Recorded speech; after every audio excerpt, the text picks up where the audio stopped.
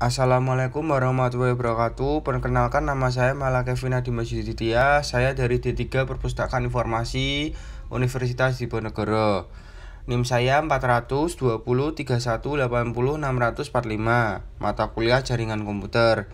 Hari ini saya akan mempresentasikan paket Routing and Reliability. Next, perkenalkan Vincent Genef, dia bekerja pada desain apa yang kita sebut dengan internet. Lalu ada Lin, dia teknisi perangkat lunak di Spotify. Dia orang yang menyepelekan keandalan dari internet. Next, internet. Jumlah informasi yang melintas di internet sungguh luar biasa. Tapi bagaimana cara setiap keping data dikirimkan untukmu dan dapat dipercaya? Ia tidak perlu mengikuti jalur tetap. Bahkan jalurmu dapat berubah di tengah-tengah percakapan antar komputer lain.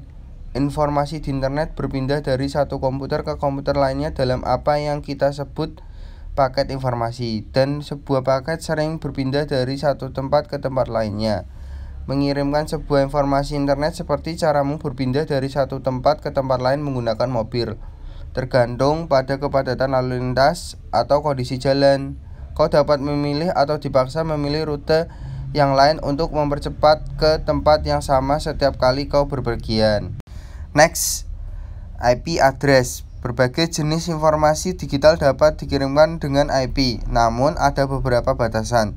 Jika kau punya gambar yang sangat besar yang ingin dikirimkan ke teman atau mengunggahnya ke situs website, gambar tersebut mungkin terbuat dari puluhan juta bit yang terdiri dari 1 dan 0. Terlalu banyak untuk dikirimkan dalam satu paket karena itu adalah data di dalam komputer. Komputer pengirim gambar dapat dengan cepat memecah menjadi ratusan atau bahkan ribuan bagian kecil-kecil yang disebut paket. Setiap paket memiliki alamat internet, tempat asal sekaligus tempat tujuannya. Next, berrute. Komputer khusus di internet yang disebut berrute berfungsi sebagai manajer lalu lintas untuk menjaga paket melintas jaringan tanpa hambatan. Jika satu rute terhambat, paket individu dapat melintas melalui rute yang berbeda melalui internet dan dapat sampai di tujuan dalam waktu sedikit berbeda dan atau bahkan di luar perkiraan. Sebagai bagian protokol internet, setiap rute mencatat berbagai jalur untuk pengiriman paket, dan ia memilih jalur termurah yang tersedia untuk setiap keping data berdasarkan alamat IP tujuan paket tersebut.